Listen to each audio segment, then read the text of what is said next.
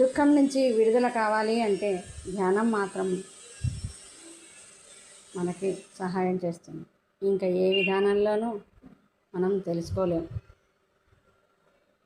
మన అంతరంగ ప్రయాణం చేయడమే ధ్యానం. మన లోపలికి మనం ప్రయాణం చేస్తున్నాం.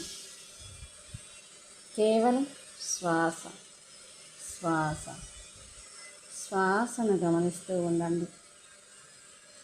స్థిర సుఖాసనంలో కూర్చుని చేతులు కలిపి కళ్ళు మూసి శ్వాస మీద ధ్యాస ఉంచడమే ధ్యానం.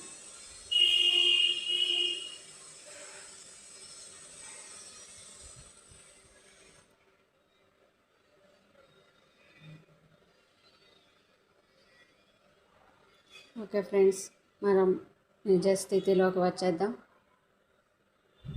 5 4 3 2 1 0. మీ చేతులు విడతీసి కళ్ళ మీద ఉంచుకోండి. 2 సెకండ్లు చేతులేమీ రుద్దద్దు.